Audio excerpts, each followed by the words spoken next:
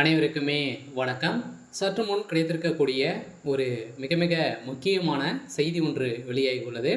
சற்று முன் பிரச்சாரத்தில் எடப்பாடியை விரட்டியடித்த பொதுமக்கள், ராமநாதபுரத்தில் பரபரப்பு, இது மாதிரி பார்த்தீங்கன்னா செய்திகள் வெளியே இருக்குது. ஸோ நேற்றும் இன்றும் பார்த்தீங்கன்னா ராமநாதபுரத்தில் எடப்பாடி பழனிசாமி அவர்கள் பார்த்தீங்கன்னா பிரச்சாரத்தில் ஈடுபட்டு இருந்தார். நேற்றும் பார்த்தீங்கன்னா ஒரு சில பேரெல்லாம் இவருக்கு கருப்பு கொடி காட்டியும் எதிர்ப்புகள் தெரிவித்து வந்திருந்த நிலையெல்லாம் இப்போ அதிரடியாக பார்த்தீங்கன்னா பிரச்சாரத்தில் எடப்பாடி அவர்கள் இன்று விரட்டியடிக்கப்பட்ட சம்பவம் பெரும் அதிர்ச்சியையும் பெரும் பரபரப்பையும் பார்த்தீங்கன்னா ஏற்படுத்தியிருக்கு.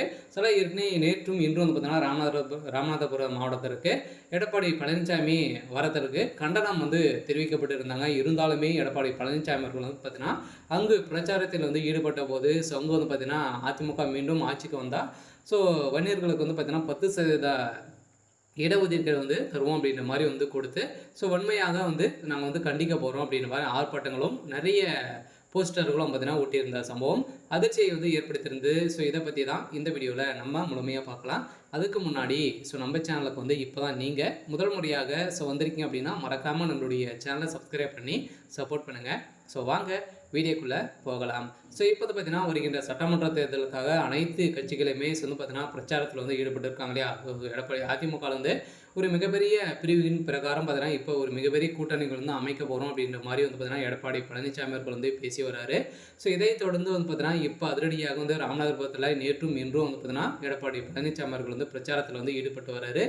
இன்று அதிரடியாக சற்று முன் பார்த்தீங்கன்னா தற்போது தமிழகத்தில் தேர்தல் பிரச்சாரம் சுற்றுப்பயணம் மேற்கொண்டு வரும் எடப்பாடி பழனிசாமி விழுப்புரத்தில் நடந்த கூட்டத்தின் அதிமுக மீண்டும் ஆட்சிக்கு வந்தால் வன்னியர்களுக்கு இடஒதுக்கீடு நிறைவேற்றி தருவேன் என்று அறிவித்த முக்குழு தேவர் உட்பட்ட சிறும பிரிவினர் பழங்குடியினருக்கு பட்டியல் உள்ள 67% சமூகத்தினருக்கு மத்தியில் கொந்தளிப்பு ஏற்படுத்தியுள்ளது. இந்த நிலை எனவே அந்த அறிவிப்புக்கு தென் மாவட்டங்களில் முக்குல தேவர் அமைப்பினர் கடும் எதிர்ப்புகள் தெரிவித்து குறிப்பாக சிவகங்கை மாவட்டத்தில் பல்வேறு பகுதிகளில் எடப்பாடியை கண்டித்து கண்டனம் போஸ்டர்கள் ஒட்டப்பட்ட சம்பவம் அதிர்ச்சியை ஏற்படுத்தியிருக்கு. அதே மாதிரி நாளையும் எடப்பாடி பழனிசாமி தேர்தல் சுற்றுப்பயணத்திற்காக ராமநாதபுரத்தில் பார்த்தீங்கன்னா இன்று மாவட்டத்திற்கு வர உள்ள நிலையில் எதிர்ப்பு கொடியும் பார்த்தீங்கன்னா காட்டியிருக்கக்கூடிய நிலையில் தான் இப்போ அதிரடியாக எடப்பாடி பழனிசாமி அவர்களுக்கு இப்போ அதிரடியாக விரட்டடிக்கப்பட்ட சம்பவத்தின் அடிப்படையில் இப்போ பொதுமக்கள் எதிர்ப்பு கொடி காட்டியிருக்காங்க. சொல்ல பார்த்தீங்கன்னா எடப்பாடி பழனிசாமியுடைய கதை ஒட்டுமொத்தமாக முடிந்திருக்கு. சில இவர் பார்த்தீங்கன்னா ஆட்சி அமைக்குவதற்காக